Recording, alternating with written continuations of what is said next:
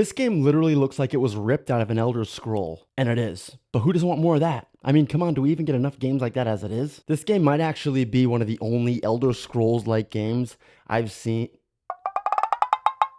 Please tell me in the comments if you've ever heard that before. A Scrolls-like. Welcome to SideQuest, a new journey off the beaten path, where I pretty much break down my opinions and feelings about upcoming games and games that have been out for a little while. I basically talk about stuff on here that I don't really talk about on The Hollywood Gamer. This is my safe space.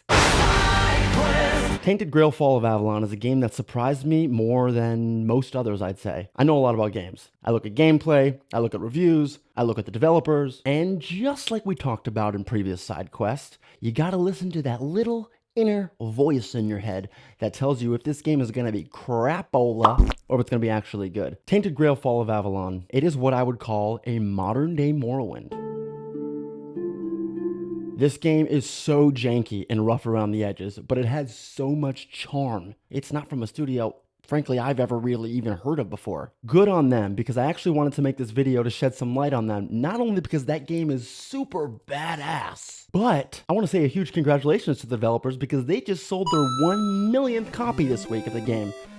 And I think that is worth talking about here, because any game, indie game, in this market that sells 1 million copies, you're doing something right. Let's talk about the gameplay real quick. The visuals look like poopy, but you're not going for this game for visuals. You're going because you're getting that Morrowind itch that you never get anywhere else because for some reason Bethesda holds the rights to any game made like that, even though they don't really. Nobody just wants to try it. But Tainted Grail Fall of Avalon, they tried it, and oh my god, they nailed it. This is a modern day Morrowind. You can really see that it didn't have the pressure from a big creative studio breathing down their neck saying, this is how the game should be. I just love when you can just go where you feel like you're not supposed to be, like you don't belong there, and then you go and you find something that's just so useful, like a cool weapon or a dope helmet or a cloak, because you're a mage.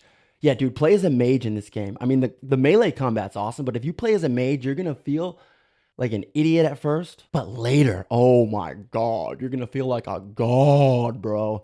It's pretty sick. The combat for this game is another story. It's great, but you have to get the hang of it. You have to play the game for a few hours and then it will click. And once it clicks, you're gonna be like, oh, wow. You might even seesaw the consideration that this is better than an Elder Scrolls game. The voice acting is,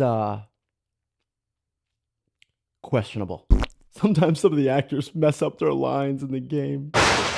SideQuest is kind of a new thing I'm trying out here. If you like it, I'd really appreciate a subscribe or a like and a comment, and that would let me know that you actually like it. Honestly, it was one of my biggest games of 2025, but now that I have the shot to really dive into it in 2026, it's kind of turning out to be my game of the year so far. Ooh. We'll see what happens. Talking about it right now is actually making me want to go play it right now, so I'm gonna go do that. They didn't sell 1 million copies for no reason, so we'll call this one right here Tainted Grail Fall of Avalon an official Scrolls-like.